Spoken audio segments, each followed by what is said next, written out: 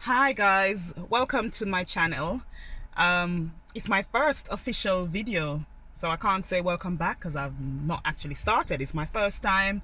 I've decided to dip my toes in the YouTube space because I have been that person encouraging everybody to, start a YouTube channel, you know, shout about your passion, shout about what you've been doing and what you're good at, and just getting out into the online space. So, hey ho, I have decided that it is my turn because why not?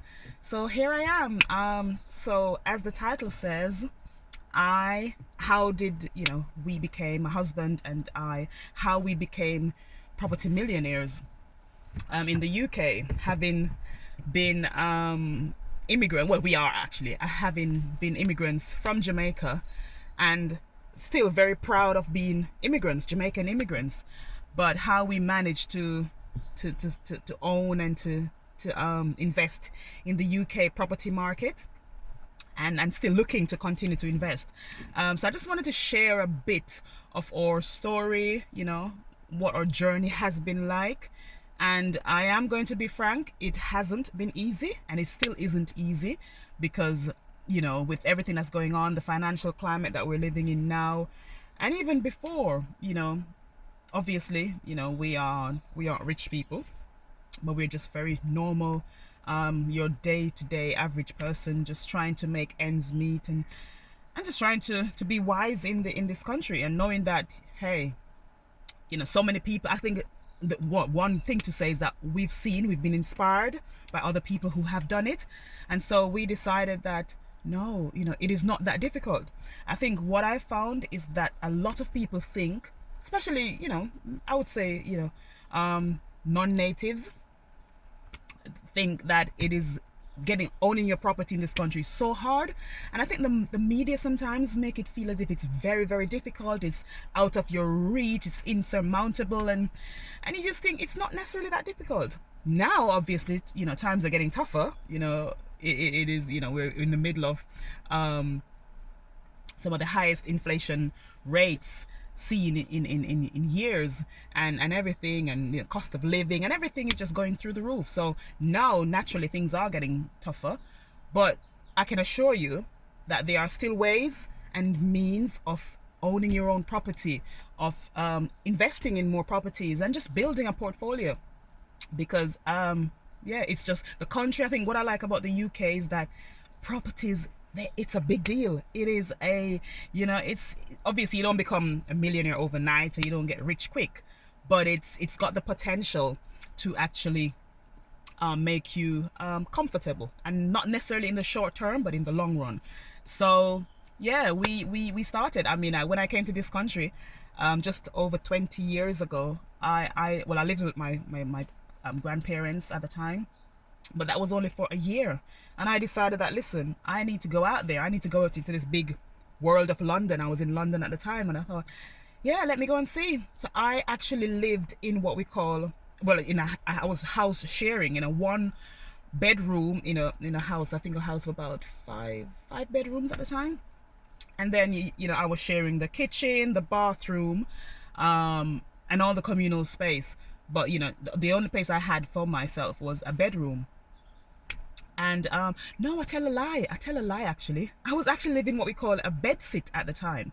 So after moving from my grandparents' house, I went to live in a bed sit, and it was basically a one room with you got like a shower tray in one corner of the room, and then you have like a kitchen counter with a sink for your kitchen area, and then my bed was on the other side.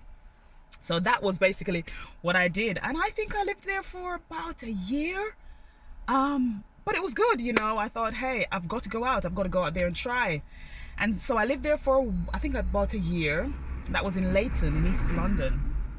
I lived there, and then I think I moved again within East London. I actually upgraded from my one room to now a studio flat. So I had my own kitchen, my own bathroom, and my own bedroom. Obviously it's not a one bed flat, but it's a studio, because it's I think you would say it's maybe like 2 rooms divided into 3 rooms. So it wasn't very spacious, but it was very nice. It was on a lovely street in Leighton again. No, sorry, that was Leighton Stone actually. And so that was quite good. So I lived there for a while, enjoyed my, I was able to start buying cars, and yeah, that's another story. But yeah, getting into the fabric of the country and kind of settling in at that time. So I moved. So I was still renting. I actually, obviously, those days I was renting, and then I actually decided that I think at the time the landlord must have given me notice at the time. So I had to find somewhere else quite quickly. And that was when I went to a house share where I was sharing the bathroom and the kitchen. But it was a nice house, I lived at the time I lived with another Jamaican girl, I think two other Jamaicans, and I think the two other guys were French. So they were black French guys. I think they were originally from Mali or somewhere. But it was good. It was in East Ham at the time, and yeah, that was nice. And so stayed there for a while. I met my husband while I was living in that house. And so that's where the property journey really started. I lived there, but just prior to meeting my husband, I was actually thinking about buying somewhere. I mean, my mom used to say to me, come on, don't get comfortable renting. You can't be paying somebody else's mortgage.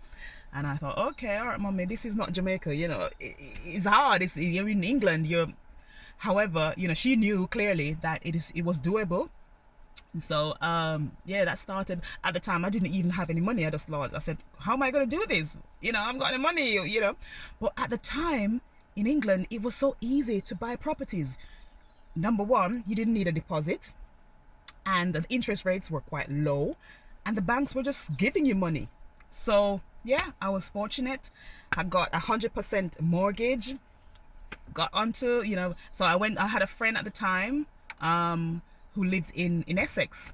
And so after visiting her, and I thought, well, it's not too far from London, so, and from where we were in East Ham and East London, and the properties were cheap there. I could afford a 1-bed flat for less than £100,000. And so I did that. Was able to buy that. I think I got 103% from the bank. So I had the money. I didn't have to put any money down. But yeah, started. And at the time, obviously, my husband and I, we were dating at the time. And he was actually trying to buy a property for himself as well. But the funny thing is that when I met him, I was so excited because I thought, yeah, we can buy somewhere together. I don't need to go on my own and, take all the risks. But he was clever, as he's always been. Said, no, but we don't know each other that well. Why are we going to buy a property together? Why are we going to invest together without even, knowing if we're going to be together for a long time or whatever? And that was clever at the time. That was wise. That was good thinking. And I thought, okay, and he actually suggested that it's best if we could buy 2 individual properties, because at least we'll have 2 properties. We would have started our union with a bigger investment. And so, yeah, that's what we did. So we bought our properties, and then, we obviously continued. Then just fast forward a bit, we got married. So we moved so I bought my flat, or they call it flat in England, apartment.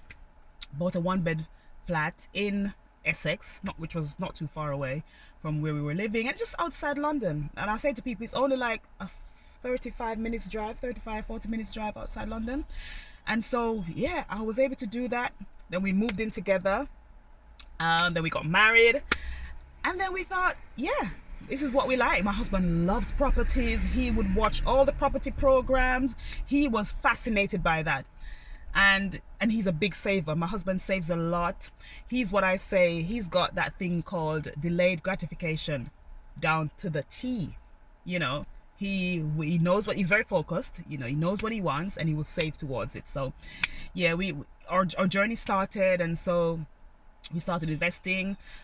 We used a lot of like credit cards, and because we're not rich, we don't necessarily have a lot of money, but my husband knows how to use credit cards and knows how to use like balance transfers, which is something that I will be sharing with you guys on another video, because I think that is such a good option. If you know how to play the credit card games, you can make a lot of money from just using the balance transfers. There's 0% transfers. As long as you can manage your money, make sure you pay the interest, make sure you, well, it's obviously no interest, make sure you pay the payments and clear the balance before, you know, before the deal ends, you can be good. You know, it really is very, very useful. So we did that a lot. And then, you know, we were able to buy more properties, and then we were able to buy our forever home, which that thing where they say you buy the worst house on the best street, that's what we did. Well, kind of what we did. And it was it's a 1930s semi-detached. The decor is very dated, but my husband, he can see, you know, he's got that foresight, and he can see that it's got potential. So he kept selling it to me to say it's got potential, it's got potential. And as you can imagine, I wanted, even though I'm not really into new build per se, I wanted something that was much more modern. You know, of course, your girl wants something that's modern and contemporary, and you know, you don't need to look at outdated wallpaper or anything. But you know, he kept trying to sell it and say, you know, no, look to the future, look at the bigger picture. You know, I said earlier, delayed gratification. Yeah, that's Mr. A. He's like that. And yeah, so we were able to buy our forever home, and we'll be looking to renovate that very, very soon. You know, God's willing, we can get our planning permission. We've submitted that. One was refused. We've submitted again, and we're just waiting.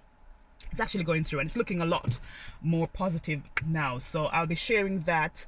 You know, I'll take you through our renovation journey. You're going to be renovating with us, because hopefully, you know, we can do a nice a forever home then. So yeah, it's just, I mean, some of the things I mean, I can share it in another video, just how to invest and how to go out and be daring and take the risks and know that you can. You know, I say to people, don't think you can buy in the city. I think my brother says this thing really good. He says, city living keeps poor people poorer. And it's kind of true, because the rent is so expensive. It's exorbitant in the cities. In London, it's so high. While if you drive on the outskirts, a few minutes, half an hour, you know, you can get somewhere that's way more affordable. You can buy something that's, you know, it's an investment. It's an asset. You can leave it. It's like a legacy. You can leave that. You can leave that for your family, for your children, whatever. And the good thing about the property market in the UK, it actually appreciates. So don't let anybody tell you anything else or try and fool you and try to deter you. It might appreciate slowly, but it does appreciate. And over time, trust me, you can get good money. The equity can be really, really rewarding. I mean, I'll just say, for example, the house that we bought, the value in 5 years, the value went up by about 50%. And I'm not joking, 50%. And that is after just putting down a very small deposit. So yeah, you know, we have to do this, my people. We have to get onto the property market. We have to buy, we have to invest.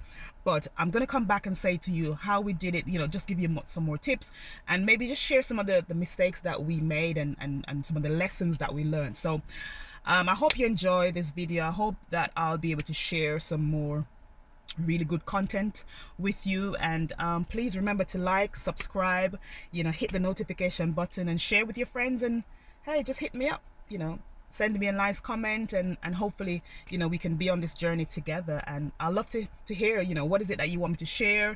I'll try and get my husband on video, but that's going to be a task. You might hear his voice in the background or something, but yeah, thanks for sharing with me, and hope you like it. And yeah, see you soon. Bye.